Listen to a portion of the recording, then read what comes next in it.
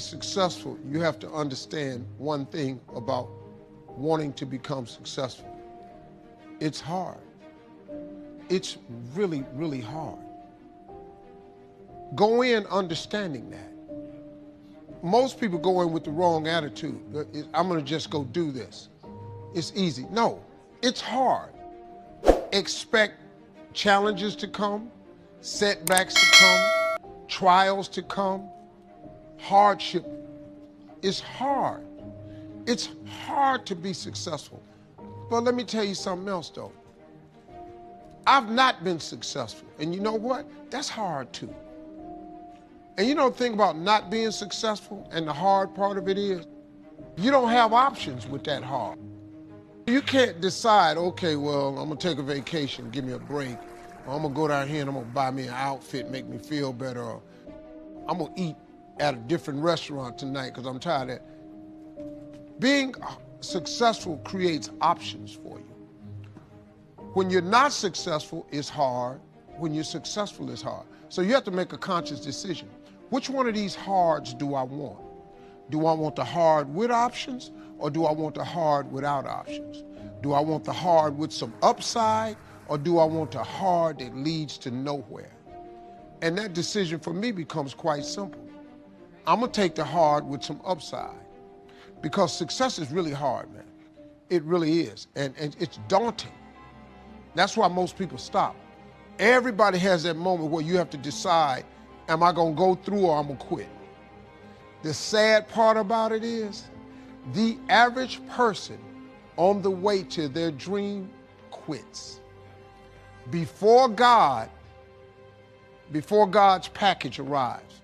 See, here's the deal. Soon as you ask God for something, if you're a person of faith, you his child, God loves you. If your children ask you for something, you try to find a way to make it happen. Well, God ain't got to try to find a way. He can just make it happen. You have no idea how many boxes you have stored up in heaven with your name on it because you lost faith. What I do is I always ask God to send me everything I lost faith for. I always ask that. And then make me humble myself and remember what I asked for and get back in faith. All you got to do is stay in faith. You have to believe. You can't run 50K without some faith. 15, 20, 26. It's too many moments you can give up. Got to stay there. You ain't gonna become Mr. Universe. It's not happening, man. You're not getting no TV show. You're not gonna become the head of the company. You're not gonna get the supervisor position. You're not gonna own the sugarcane farm. You ain't gonna own it, dog. You can be one of the workers there, but you're not finna be that dude that do the hiring. You're not finna be that dude if you don't stay in faith and come to work. See, I lost a lot, but I lost my fear of failure.